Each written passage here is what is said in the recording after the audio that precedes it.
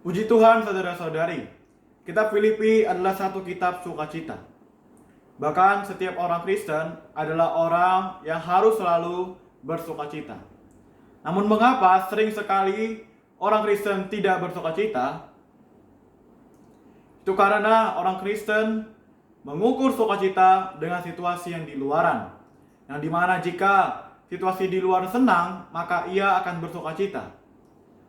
Namun jika situasi di luaran tidak senang atau susah, maka ia akan susah juga untuk bersukacita. Saudara-saudari, namun kita memiliki satu sukacita yang tidak pernah habis.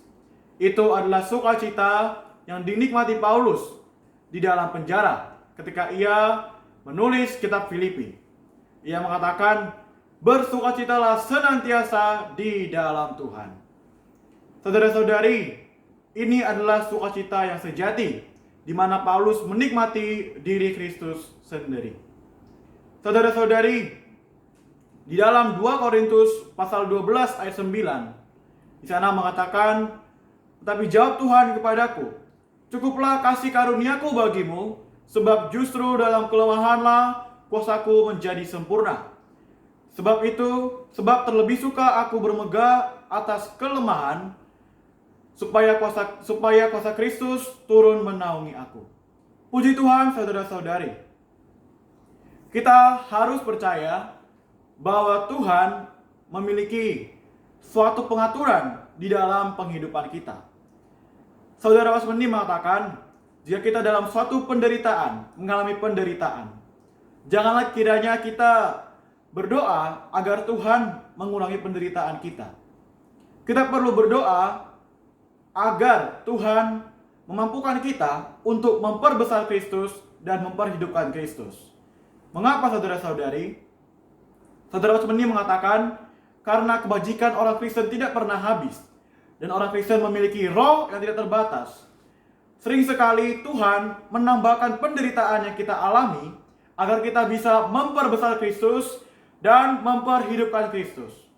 Saudara-saudari, inilah penghidupan yang sering sekali ditempuh oleh orang Kristen. Di saat ada penderitaan, mungkin kita berdoa pada Tuhan agar Tuhan mengurangi penderitaan kita. Namun kita perlu berdoa kepada Tuhan agar kita bisa memperhidupkan Kristus dan memperbesar Kristus. Saudara-saudari, memperbesar Kristus yaitu mengekspresikan Kristus sebagai yang tak terbatas.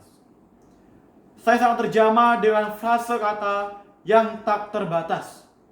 Saudara-saudari, kita memiliki Allah yang tak terbatas. Kita hanya perlu datang pada Dia sebagai yang tak terbatas itu, maka Tuhan akan mencukupkan segalanya kepada kita. Puji Tuhan saudara-saudari, kiranya kita bisa semakin dibawa maju lagi oleh Tuhan. Kita bisa lebih mengalami Tuhan lebih banyak lagi. Kita bisa memperhidupkan Kristus. Kita bisa memperbesar Kristus.